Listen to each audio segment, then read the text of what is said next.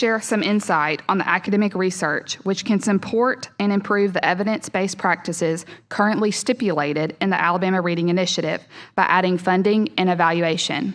Particularly, we have two recommendations, which include the implementation of pieces missing from the Alabama Reading Initiative that would improve success of students with reading difficulties. This would require some additional funding. We also want to propose a potential partnership, particularly in a potential evaluation, quantifying the effectiveness of Alabama's high-quality reading practices. I'm going to turn it over here to Professor Lovenheim. Thank you. Thanks so much for having us. It's great to be here. I'm Mike Lovenheim, and as Representative Collins said, I'm a professor of economics at Cornell University, and my expertise is in the economics of education, where I've done a lot of research kind of across the board. And so following on what Natalie said, our proposal seeks to guide Alabama in improving reading by first enhancing high-quality statewide data systems. So the state already has the Atlas system. And to this, we want to add several components that are missing from these systems that are quite important, such as disability designation, which interventions and curricula are used, teacher training information, and which screening assessments are used, as well as the scores on those assessments. So we're going to be speaking with Dr. Mackey later today about this, but this will facilitate more study and understanding of what's going on in the state. And second, to provide funding and incentives to support the implementation of best practices in the science of reading.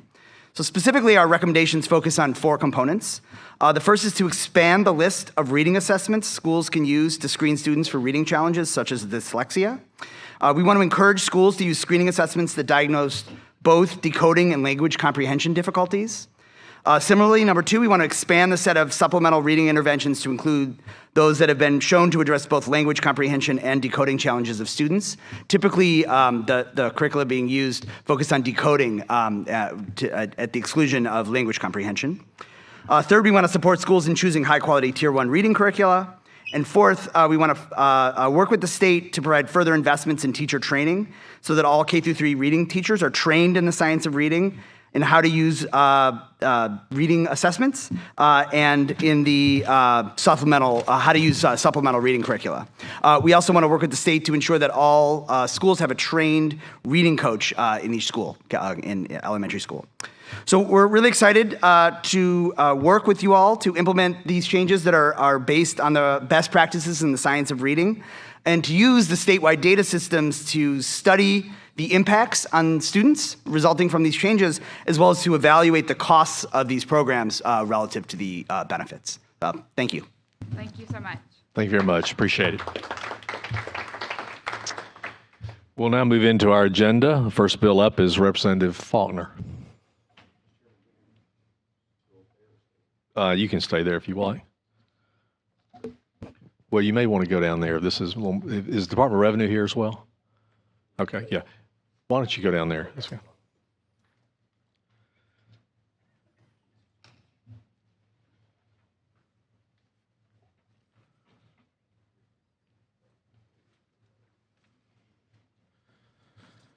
Thank you, Mr. Chairman, members. We just renewed the Growing Alabama tax credit, and it is something we support as a state and as a legislature, and it's doing great things for Alabama. But we found that there's a glitch in the law that are trying to address by this amendment, and it is that if you have a company that files a consolidated tax return and the parent company were to write the checks for the Growing Alabama tax credit and then try to take those credits from their subsidiary where they actually do the work and what their corporation's based in, they're unable to take it because they have a different tax ID number, they're a different filer. Even though it's the same company, it's just a parent with a subsidiary, and they file a consolidated tax return. So it's what this does is the amendment would simply clear that up and make sure that the companies that have supported our Growing Alabama tax credit are able to take that credit. And so that's what the amendment does. It allows it to, if they file a consolidated tax return, simply allows them to take the credit that their subsidiary made or that the parent company made and be able to take it. Any questions for the sponsor? I do have a question, Department of Revenue. Mary Martin, can you come?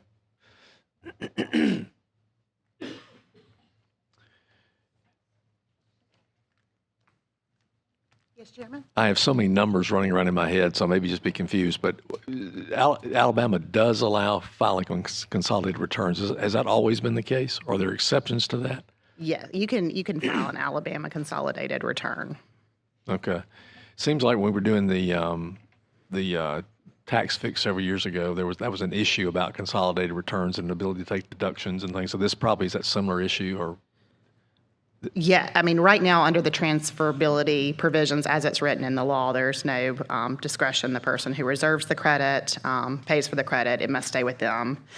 Presumably, if that entity has no tax liability, it's therefore useless. Okay. Thank you. Any question for the sponsor? I entertain a motion. Motion to favorable report by Representative Lubbern.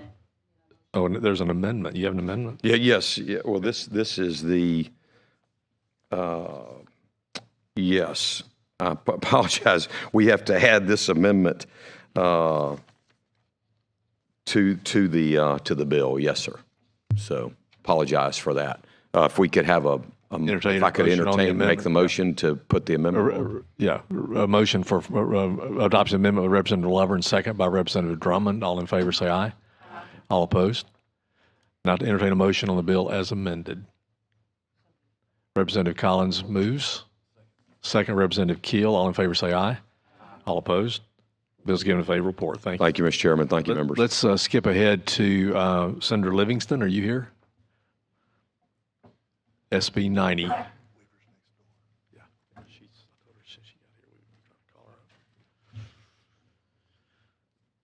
Thank you, Mr. Chairman, and the committee members for being here today. SB 90 is a little bit of a cleanup from last year when we passed the sweet-grown Alabama bill. Value-added farmers value-added products could be sold tax exempt. This clearly states that medical cannabis cannot be in that category. So, I believe this is the same bill I believe we had that I think so. Van Smith, Representative Smith. Yes, sir. Passed. Okay. That's the same bill, right? Same bill, yes, sir. Any question for the sponsor? Representative Almond moves for favorable report. Second, Representative Collins. All in favor, say aye. Aye. All opposed? Bill's given favorable report. Thank you, Mr. Chairman, committee members. Senator Weaver, you have two bills before us today. Welcome back. You're running between committees. I am. Thank you, Mr. Chairman. I had a bill next door, so I'm back and forth. Senate Bill 57 and Senate Bill 60 actually have a lot of the same components in it. So if it's okay, I'll just kind of give you the overview for the two and then tell you specifically what each of them do. These were a result of the healthcare workforce task force work that's been taking place over the last year. It's a 3-year task force, and we're year one into that. As we were looking at healthcare shortages, we specifically focused on nursing in some of these areas. We looked at the scholarship programs that we currently had in place, worked with the Board of Nursing on how we could make those better, and we identified two areas, which is SB 57 and SB 60. What we did is we looked at the way that we were handling scholarships and how could we refine the way to make them more productive. And in addition to that, added an element with ACES, which is the Alabama Commission on the Evaluation of Services, so that we are evaluating with success metrics and making sure that the money that we're giving as the state for these scholarships is having the end result that we want. So with that, SB 57 is a scholarship bill focusing on clinical educators. That was one of the areas that we identified. And again, that these bills don't have money with them. They're in the ETF as a line item, but these are specifically the guidelines for how that money will be evaluated. So SB 57 focuses on clinical educators, and I'm happy to answer any questions that you might have related to that one. And the thought is that these changes will increase participation? We are very hopeful. Yeah. Any questions about SB 57 for the sponsor? Representative Drummond? I don't have a question, but more so a comment, because you and I were together at Emory, and I'm hoping that this will help us fill that gap in health care for nurses, because there is certainly we're having a trying time trying to recruit nurses to Alabama facilities. So I'm hoping this will help. And I actually read the report. It was a really good report. Thank you. So the clinical educator piece, again, is a deficit that we identified because currently sometimes we turn away students because we don't have enough educators. So we hope that that will help with that component of that. So at the proper time, I'd like to give the bill a favorable report, Mr. Chair. Any other comments? Move favorable report by Representative Drummond, second Representative Ellis. All in favor say aye. All opposed? Okay. Okay, and SB 60 is the same kind of bill related to nursing scholarships, but focusing on advanced practice nurses. So we looked at the areas of need. The Board of Nursing is going to be able to help with some of those definitions to focus on exactly where we need the advanced practice nurses so that we can focus those scholarships there.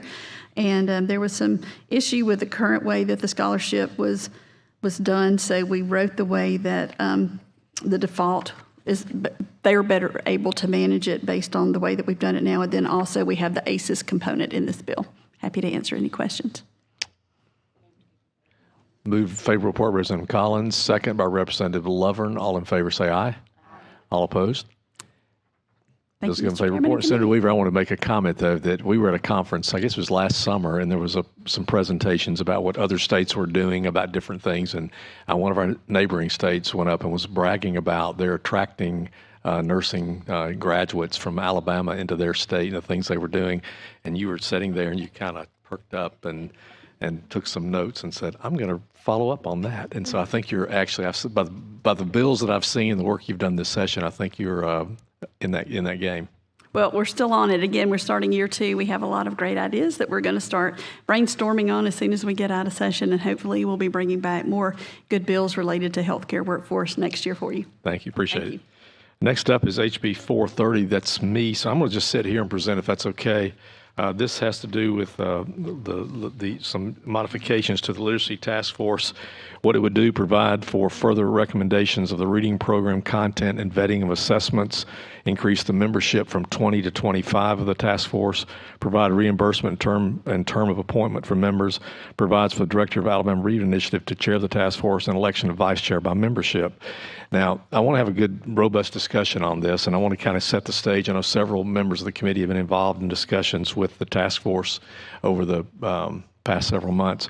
I want to first of all say that we think the reading initiative is very, very important. We are totally supportive. I am totally supportive of what the Literacy Task Force goals are. I think we're seeing some progress, and we want to continue that and support that.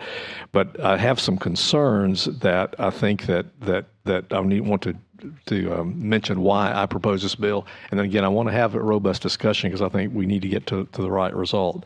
The first is that the reason I even got involved in this was because back last summer when some of the curriculum came to the school systems, there was some content in the curriculum that was recommended by the task force that caused some problems, concerns in the local school districts around the state. And I began to hear a lot about that. And what I found out was that the task force had been basically charged with determining if curriculum met the science of reading standards, which it did, but they did not review the content. That was not within the structure of their charge. So I'm really talking not about the people and necessarily the work they did, it's the structure we have in place. And I'm concerned that we have a structure in place that doesn't allow for curriculum to be reviewed before it's in the classroom. So what this would do would basically change language to make sure that it's certain that we align with the science of reading, but we also, that they align with the state standards and code of ethics and reflect the core values of the state and be age appropriate. So that's the issue there. It was really trying to make sure that there was a synchronization between what they recommend and what the state what the state textbook committee has approved right now. There's a gap, and I'm just trying to address the fact that somebody's reviewing content before it's in the classroom. The second was the structure of the changes. And we just passed a Numeracy Act last year, and we set up a structure that I thought had a pretty good accountability in it. I understand here we want to have a science of reading. We want to have experts from outside the Department of Education. We want to have a good collaborative effort. But the problem, as I see it, and I'm not been convinced otherwise, is that there are some gaps in this structure. So when the task force has the ability by law, we've empowered them to do certain things, And there's really no one that can really challenge or push back against some of those things. Some of the things that they recommend, we just have to do. And they're really not accountable to the State Department, to the legislature, to anyone, the Reading Initiative director. So I'm just concerned about how we fix that structure. So right now, if I have an issue with the task force and I go to the task force, they can listen to me, but they don't have to really consider. And I'm not talking about the people. I'm just talking about the structure we have in place. I want to tighten the accountability. And the third has to do with assessments. And this was a big issue because they recommended only really 2 vendors. In the first round, when the recommendations for vendors, for curriculum providers, one of those vendors, for technical reasons, could not be considered. So we had one option. Now, this past year, those same 2 vendors were recommended again, and those are 2 options. My concern is in the procurement process we have down here generally, if we limit the number of vendors or providers to contracts, that's not kind of within the spirit of what we try to do as a state money. It's with the state money. We want to make sure that we have representation and that we've got more than one choice, because that becomes kind of a murky issue there. But the other issue was that a lot of the systems out there who are performing well right now on the state standard, the scores, have assessments that are recognized standards assessments. They've been using those for years, and yet the task force had the ability to recommend if you don't use one of the assessments we recommend, then you will lose your state funding for the assessments you have. Some of the systems had entered into contracts that were multi-year contracts. Some of these were vendors that, I don't understand why they didn't make the list, but the point was, my question was, why should a system that is performing well on a score basis, has an assessment program that's working, why should they have to change just because a task force says you have to change? So what this would do would basically allow contracts that were in place to continue to be in place, have addressed the timing of that, and also encourage more options. One thing, if we have a lot of these national providers that don't meet, for whatever reason, the standards that the task force has set out. And again, those standards they set out are what they determine, and I don't see any way that we can really check those or override those or have input on those. If they make that decision, then that's the law. I just want to fix that. So I'm not trying to attack the task force. I think they've done work. I think the law has been in effect. As always with new legislation, sometimes you find unintended consequences or gaps. That's all I'm trying to do. So that's the reason that I brought the bill forward. I'll be happy to entertain questions or hear comments from other members. Representative Collins. Thank you, Mr. Chairman.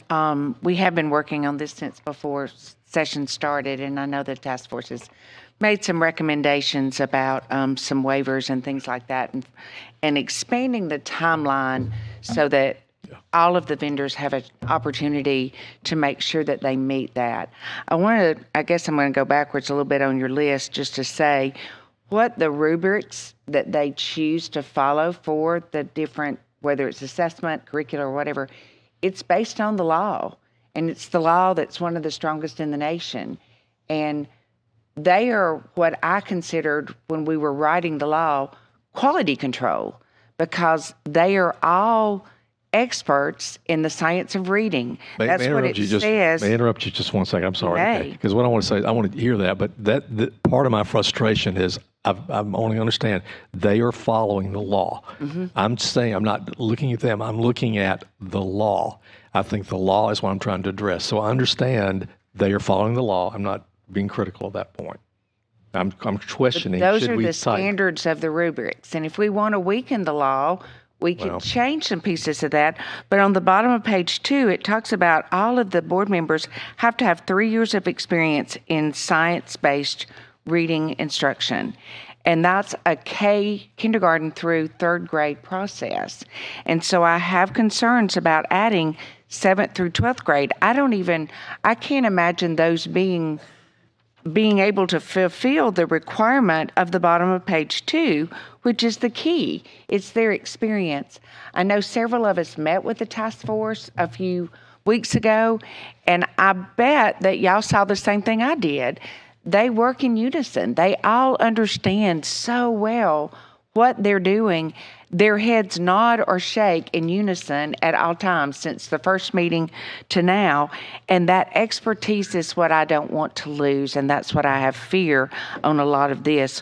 What was your goal in adding 7th through 12th grade teachers for early learning literacy? Yeah, and I'm open to that. That the thought there was that teachers from that those grades can see kind of they can see the deficiencies. Maybe they're experiencing people who have been through those grades and through those the reading initiatives on those earlier grades, so they might have some input. I'm open to that. That was just a thought. Maybe it was.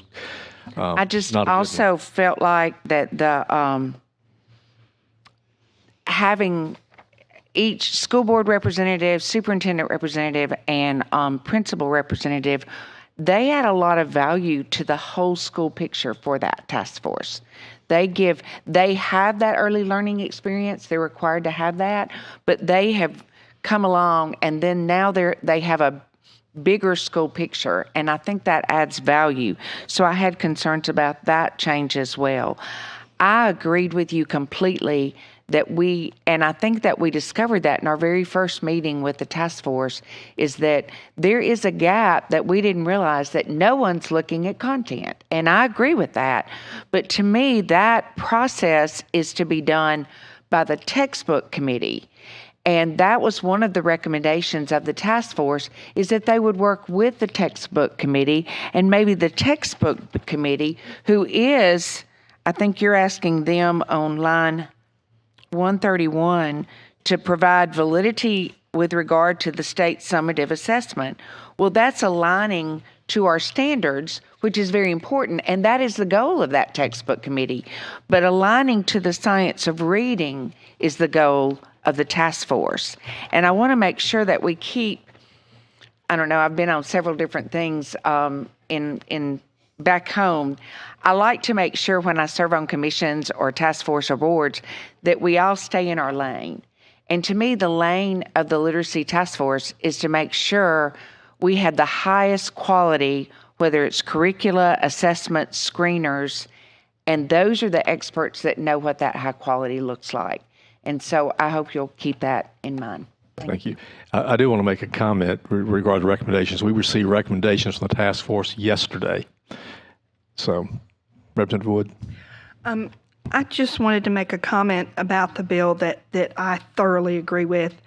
And it states the content is age appropriate and aligns with the state standards and code of ethics and reflects the core values of the state. I continue to see in other states people going to Board of Educations, bringing literature and books and things that are not age appropriate that are being placed in our schools. And it is something that we need to be aware of and that we need to take responsibility for. So I appreciate that being in the bill. Representative Drummond.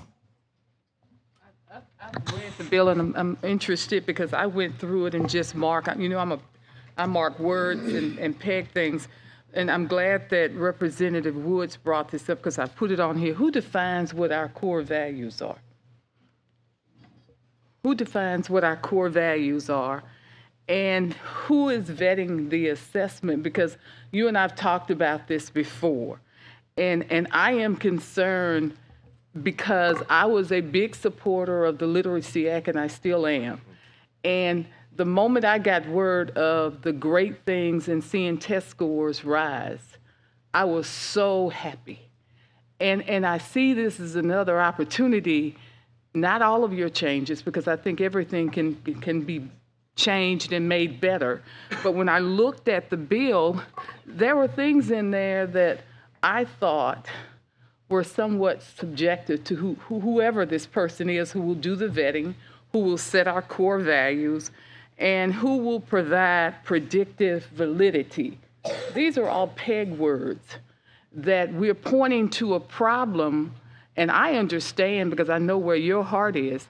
I understand where you're coming from fixing something, but I think another thing that I picked up when I read the bill is that we're taking a whole lot of authority away from folks who have actually shown us that they can help increase the scores, the reading scores for our children in Alabama. They've got success behind their names right now.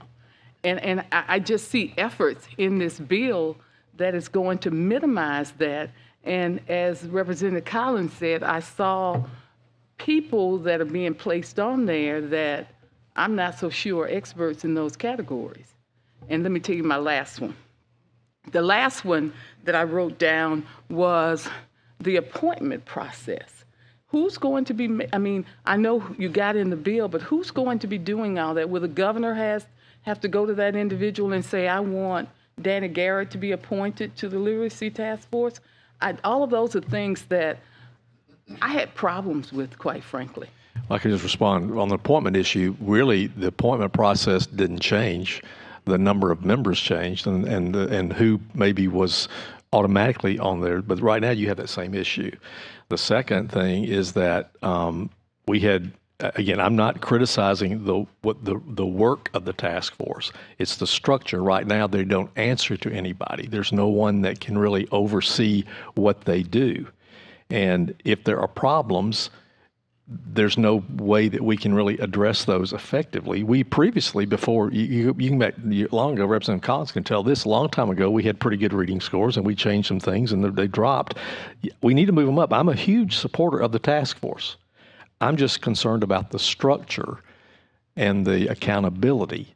That's my structure. It's not the people. It's not what they're trying to do. And again, if my thought was that having, and I do think more teachers need to be involved because there's, in my opinion, not enough teacher involvement. Now, I hear the point about experts. I think when you collaborate, you've got experts and you've got boots on the ground type people. I've been in situations where all the experts get together and they make terrible recommendations, not the task force. I'm talking about my business experience. You've got to have collaborative effort.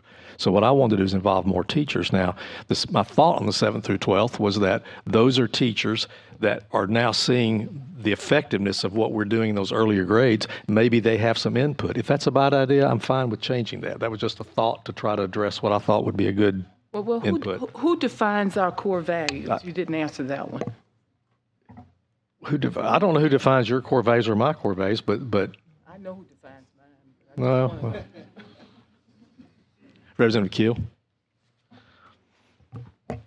We met with the Literacy Task Force twice previous to this meeting today. We've met with them twice in March and then in April to discuss concerns that we had with all the things that are addressed in your bill today.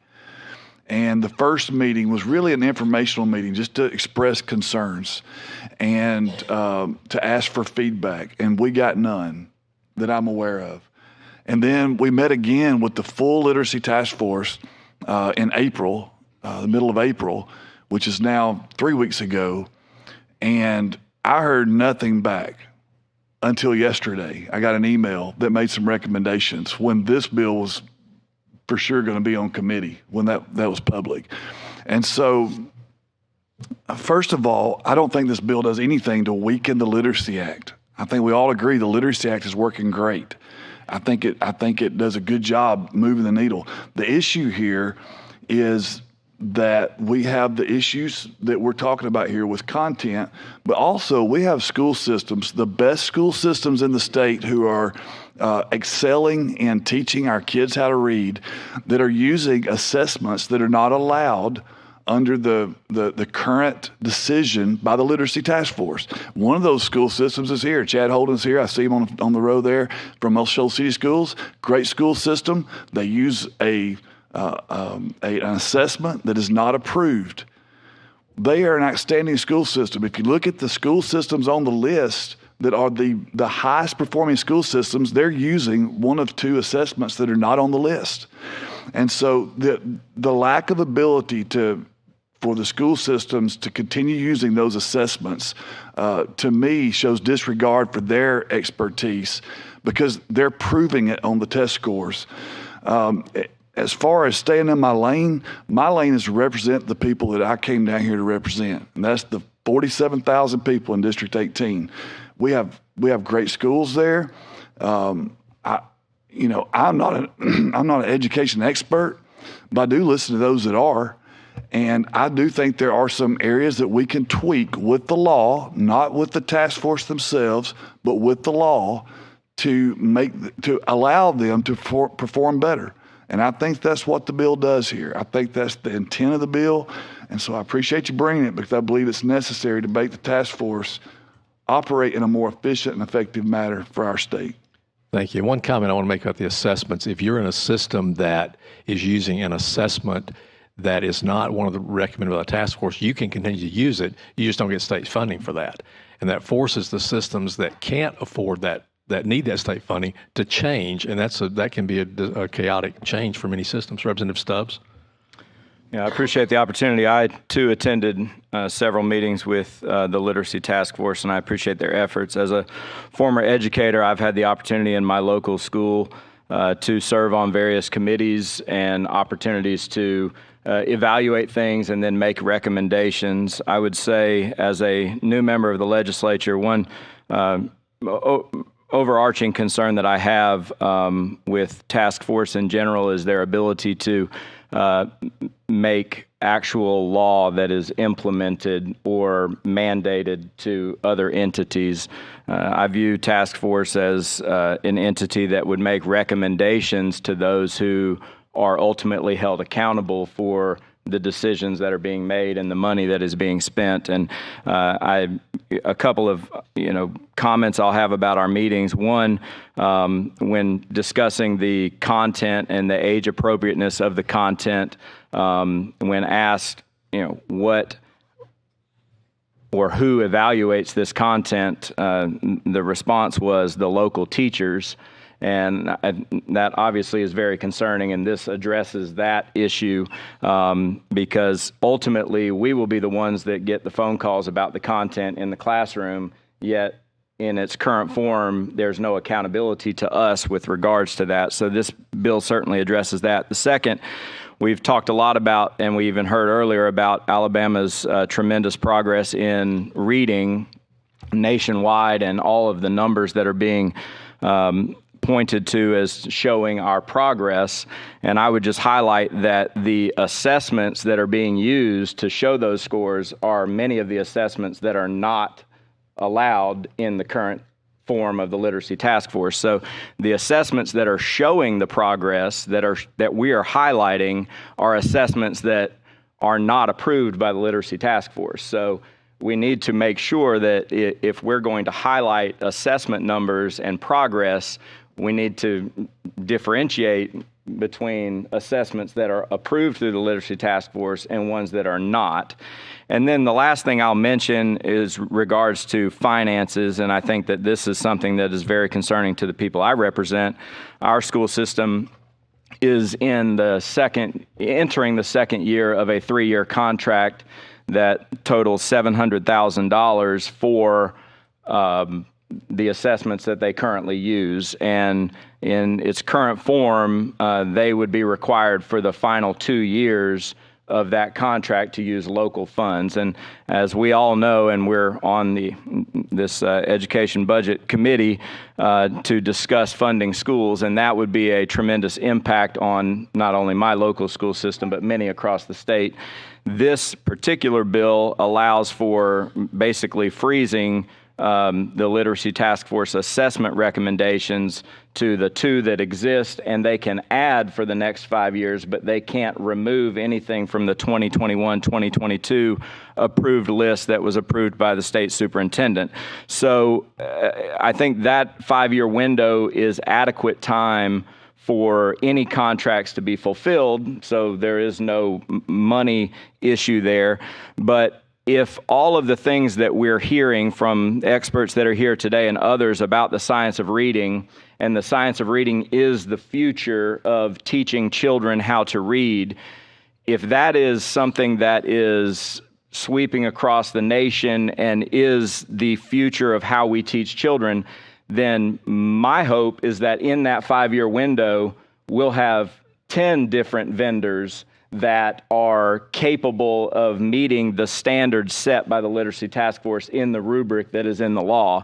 And that should be our objective. If we are going to allow, or if we're going to mandate local school systems use a particular vendor, we should be doing everything we can to make sure that there are sufficient vendors for them to have options available. The 5-year window allows for that. It does not put any school system in a financial predicament with contracts existing, but it also hopefully allows for Science of Reading to sweep through the other vendors and hopefully find ourselves with a large number of choices for our school system, so that the diversity of Alabama can be reflected in the number of vendor options that they have available, because every school district is different and they all use different things. And one last thing I'll say is, one of the superintendents who is on the literacy task force, in his school system, he doesn't use one of the assessments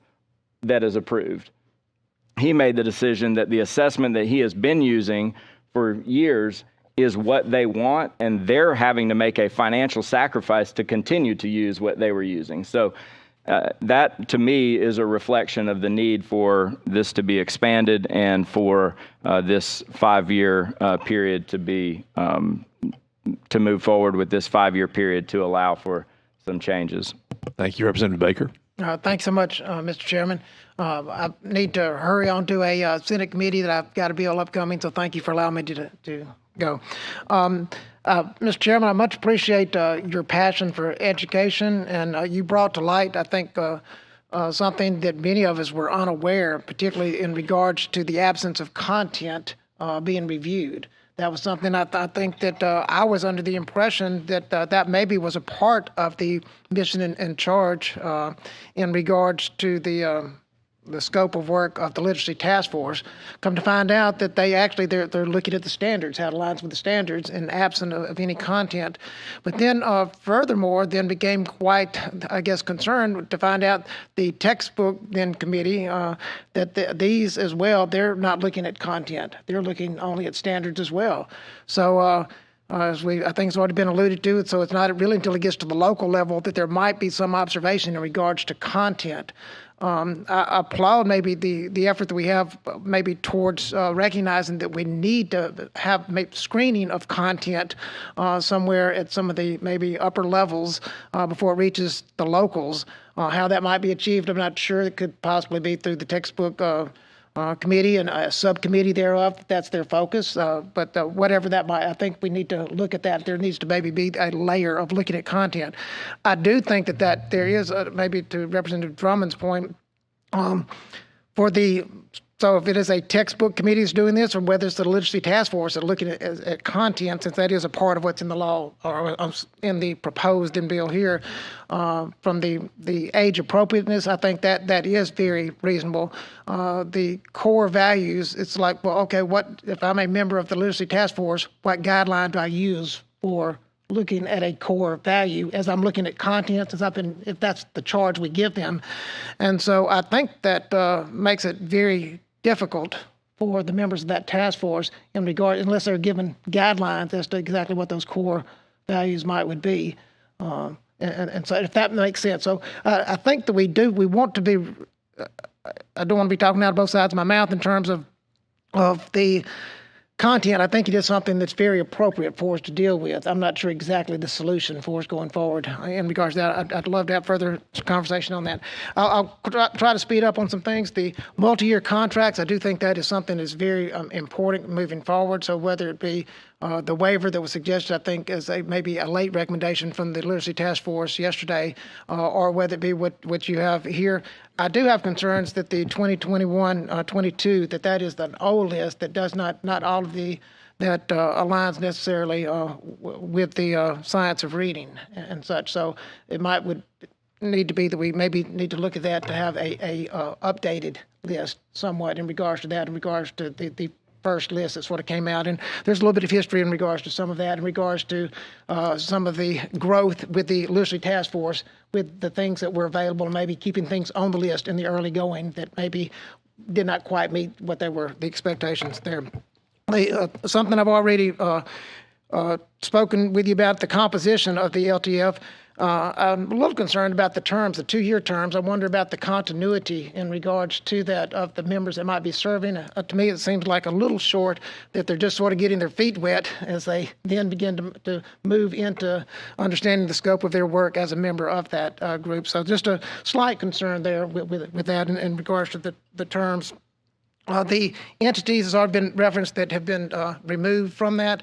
I do have some slight concerns as well with that it could be, with the appointees, there could be a principal or superintendent that would be appointed, I mean, based on the changes that you have in your bill. But then again, it could work out where there's not a single principal on the literacy task force nor a superintendent, which I don't think that's necessarily the intent maybe of what we'd want absent of those voices.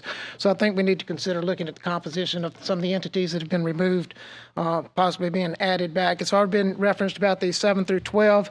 I understand maybe your motivation, what you've shared, that these are ones that are somewhat, as these students progress in the upper grades, that maybe that's a voice that does need to be heard. So I'm not necessarily opposed to that. Other than the fact, I do have concerns in the current bill. It does state that these must have 3 years of experience in regards to the scientific science of reading and such. So just concerns with that. With that, then, I much appreciate your heart, your passion for education. So I'm willing to work with you in any way we can to try to improve on this. Thanks, sir. Representative Faulkner. Thank you, Mr. Chairman. Mr.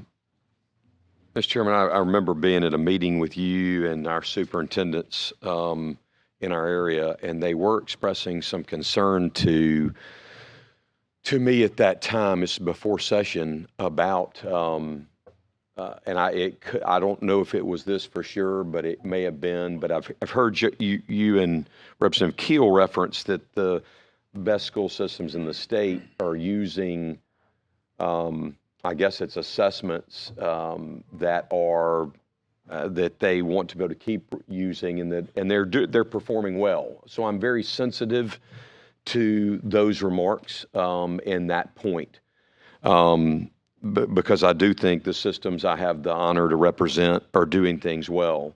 At the same token, I really wish, I feel like it's almost like I need a public hearing today, because I haven't been involved on this bill and, didn't really know about it, to be honest.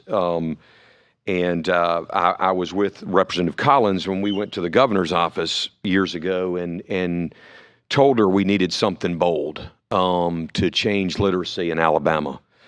And I really want to make sure we're very careful that we do not do anything that would take away from the teaching of the science of reading and being able to assess the gains and goals in the science of reading. And that would concern me if we would be weakening, if that would be weakening that. And I frankly, I haven't heard from the State Department of Education. I haven't heard from A+. I haven't heard from the Literacy Task Force. I'm very sensitive to what your point is and having oversight for this group, but also very sensitive to make sure that we continue to press forward with being able to properly assess and teach the science of reading so that our kids improve. I just really want our kids to be able to read, and that includes kids with dyslexia, which I understood, the whole point was the science of reading could capture all kids. I certainly appreciate the points you and Representative Keel have made. I certainly appreciate what others have made with concerns. And I really would have loved to have had, I would love to get that input from others that are experts in the field about this, because I just haven't had but that's just my thoughts on it. I think there's points raised good points raised from both sides of this, but those are my concerns. Is that we certainly don't do anything that would weaken the the teaching of the science of reading to our kids. Thank you. I just want to say, first of all, I'm a huge supporter of the Literacy Act. I want to continue to do that. Nothing in here should weaken the science of reading. This still requires a science of reading. All it is, we have a task force, in my opinion, that's not overseen or accountable. That doesn't mean you tell them what to do. It's like any task force I've served on. We get together. If it's a tax matter, complicated tax matter, we come together, you have information, you make recommendations. Those are either accepted or not. Many times they're accepted. I think here we put in the law a gap that doesn't allow for that oversight. And we have allowed, and if we don't do something, we're going to have again an opportunity for material to get in the classrooms that has not been reviewed. And I just think that's a mistake. I think the assessment issue is a huge issue for some systems. Why are we not focused? I would feel like that someone who is directing would say, okay, well, first of all, let's focus on those areas that are the most need. Let's help them. But just to require everyone to conform to a group that really doesn't answer to anyone concerns me. I don't know anything else down here that we have like this. And I don't want to get, this is just strictly about, in my opinion, the structure. I feel like if the composition of the committee needs to change, that there's valid points made about principles and things. If we need to mandate that involvement, fine. I will tell you from my past experience on task force and school boards, most task force meet like twice a year, and it's like most things. You have 20% of the people do 80% of the work. That's kind of like anywhere you go, right? So. So I think that sometimes you have passive involvement, and just have someone. I want people who are concerned and passionate about this, and who are invested. And I think changing the composition is fine. I don't have a problem with that. But I do feel strongly about those other points. Representative Collins, you had a point. Thank you, Mr. Speaker, Mr. Chairman. I do want to say that they're not making a law, they're making recommendations. They truly are. We've made the law, and I think the law is making a difference for all our children. I think we're seeing that. I think the content issue, which I agree wholeheartedly with everyone, I've always thought that was a textbook process.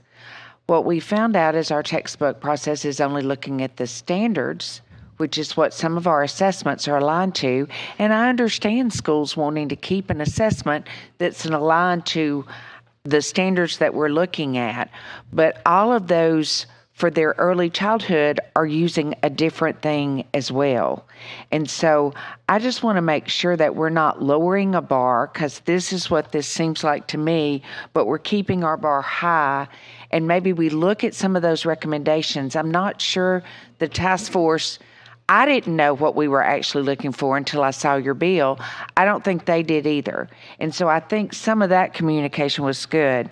My question right now, Mr. Chairman, is look on the bottom of page 5, lines 133 and down.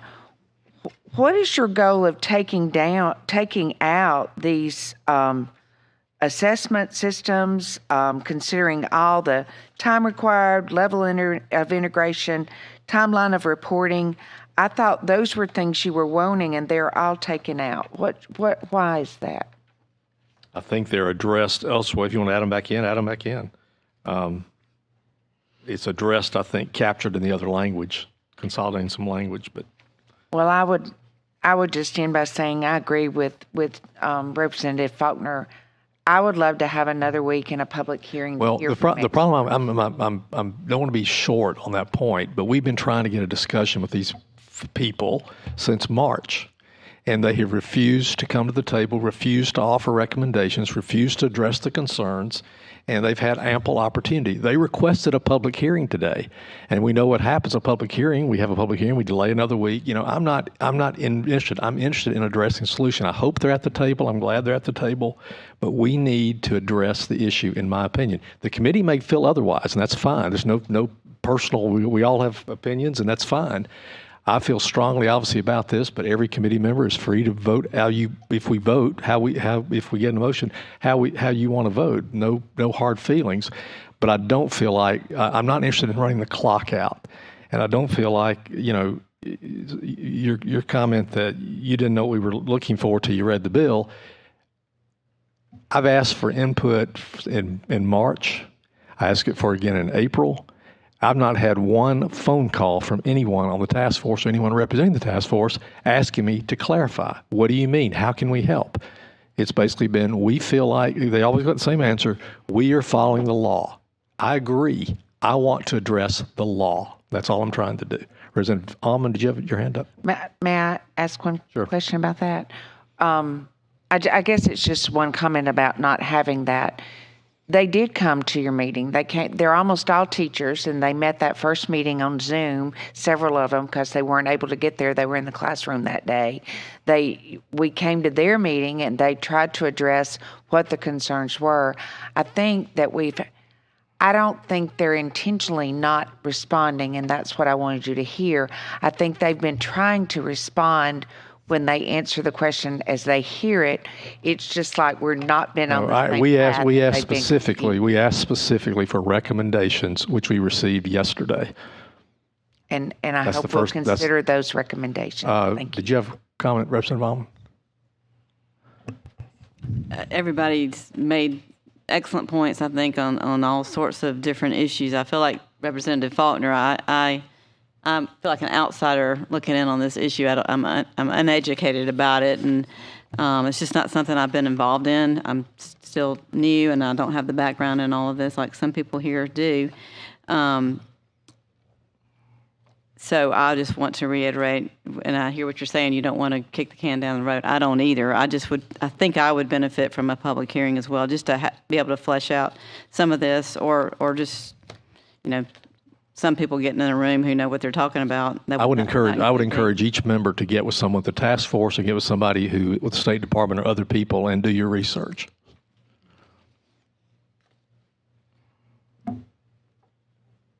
I'm not trying to, what I'm saying is I'm not going to call a public hearing. This has been going on for months. And I think that I'm willing to talk. Anybody here's willing to talk. The State Department's willing to talk. Other people who have other views about this. And again, we're looking at the law. But that's my thoughts. Representative Stubbs? Yeah, I just had one question about the construction of the task force. Is the director of Alabama Reading Initiative currently not on the task force? That's correct. And I was not here when the Literacy Act was passed, but what is the director of Alabama Reading Initiative's role in the Literacy Act?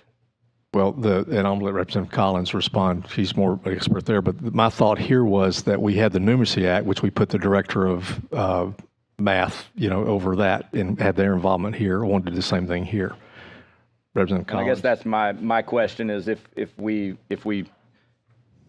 created this position as part of the Literacy Act, it would seem that this person would obviously be a part of the literacy task force, maybe not as an expert in science of reading, but at a minimum as someone who is involved in the Literacy Act in a leadership role that may be involved in the implementation of these things.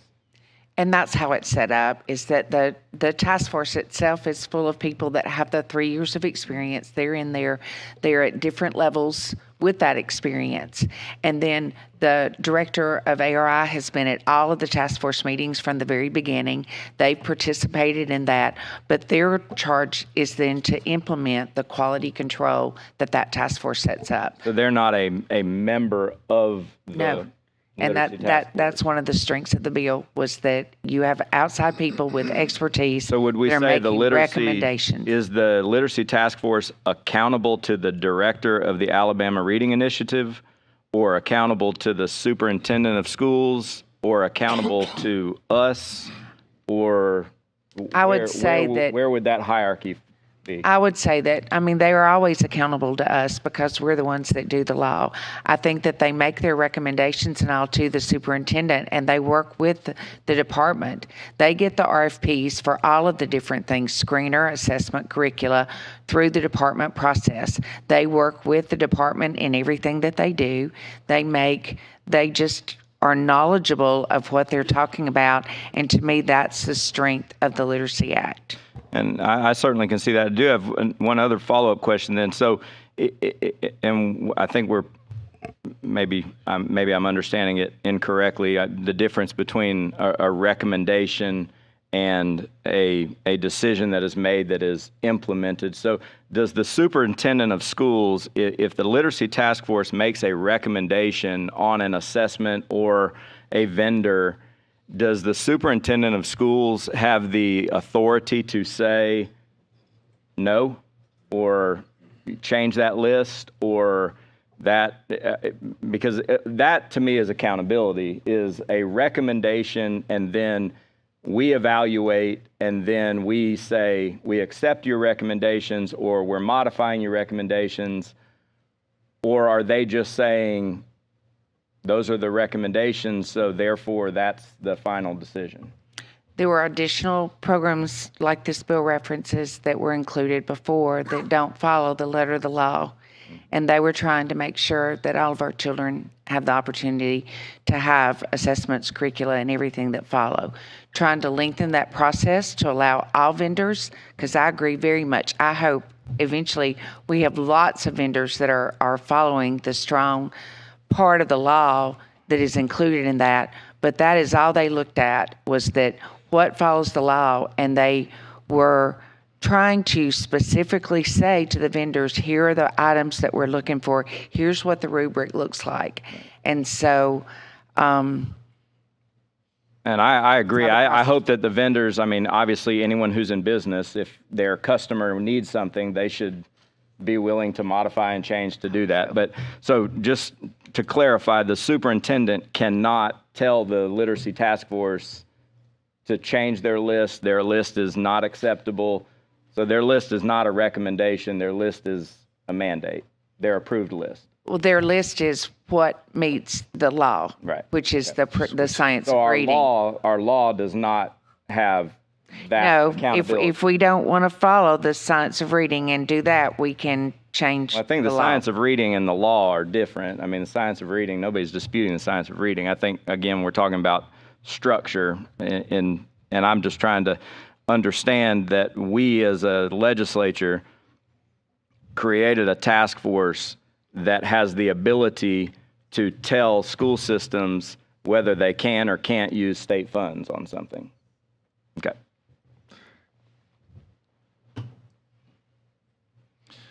Mr. Chairman, what I hear from you is that you're willing to work with, if, for instance, on the bottom of page 5, those lines are redacted. If somebody wants to put those back in, that you're willing to work with them between now and when this would come to the House floor and do an amendment, if that was something. So what I'd like to do, and what I want to put, I want everybody in the committee to feel comfortable. So what I'd like to do is basically say that, but next week, I will entertain a motion on this bill. And I'd like to, we're running out of time. Everybody just needs to understand the seriousness of this. If we don't do anything, then we're going to be right where we are now. We're going to have the same problems. You're going to begin to hear more because a lot of systems delayed to the extent they could, but you're going to see it. And you're going to see it in their funding requests and all those things. So all I'm saying is next week, my intention is if we get a motion and a second, we will vote on this bill. Between now and then, I would encourage members to come see me, go see Representative Collins, go see the State Department, go see and I would encourage people who have any information. I would encourage the task force to reach out to people and let them know of the problem. Again, I want to make it clear. I'm not trying to attack the task force. I'm not attacking the people. I'm not attacking their work. They have followed the law. I think our law needs work and needs to be fixed and modified. That's all I'm trying to accomplish. So next week. Mr. Chair, can I just ask that any information, can it be sent to the whole committee? Because there are some new members who, like Representative Almond said, she's not privy. If we can get information so that we can all have and be on the same page on next week. Well, okay. I mean, I haven't lobbied anybody individually on this bill. I presented the bill, and some of you came to me and asked me about it. We talked about it. I don't really want to go out there and try to persuade. I mean, I want you guys to do your research. I've presented what I feel like is the information. I would encourage others who have information that the committee needs to make an evaluation to do that. Certainly speak with Representative Collins. And again, I support her work. I was on her committee for many, many years and served as her vice chair on the Education Policy Committee when we adopted this, I believe. And I support this literacy task force. I'm concerned about the law. So I would encourage you to. I'm not telling you I won't. I don't just have a lot of. Well, I understand that we were talking about all the players, and some of our members may not know A+ and all of those, and if the literacy task force, if there's information. I don't feel like we're in a position where we should have to pursue anyone. I think now we're looking for information. Y'all are looking to get educated on this topic, and I would invite people who feel like they can contribute to your education to do so. That's how I would say. All right? Any other comments on this subject before we move on? Okay. All right, so we'll carry this over till next week. We'll just vote up or down first. If we get a motion, we'll entertain a motion. We'll see where we go next week. And in the meantime, if there are, I will say this, if there are modifications to the current bill that you would like to see, please let's come see me. I'm open to that. HB 429, Representative Keel. All right. Hopefully this is a much more light-hearted bill than the one we just had. We currently have a film incentive act in Alabama, and I want to point out what we're going to change after we have an amendment in just a moment. This bill does not change the cap on the Film Incentive Act. What it does do is add a music industry incentive. It adds virtual and augmented reality, and it adds film studio infrastructure to the bill. It does not increase the cap. After the amendment, it will not increase the cap, and so therefore will not have any effect on the ETF as far as that goes. I do want to point out that any rebate that we give on film incentives in Alabama has a $9 return. Every $1 has a $9 return to the state. And so it's an investment that does very well. It has done well. There are some changes in here to make it do better. Representative Collins. Thank you, Mr. Chairman. I actually carried this bill a few years ago when we got the cap to where it was. Actually, I think we even had to send it to conference committee. Senator Pittman and I were having a round about where it should be. I think that we have a lot of geographic areas that make our state very appropriate for film, and I'm glad to add the music. I think that's good. I would like to see us do more of that. I think it creates excitement in the areas when you've got films going on, and so I appreciate that. I was just thinking Senator Pittman would be rolling over in his grave if we were looking at the cap increases that you're suggesting, although I probably would be for some of those cap increases. But no, I appreciate your amendment to come, and I appreciate adding the things that Alabama excels in, like the music. Thank you very much, Mr. Chairman. Thank you. Representative Drummond.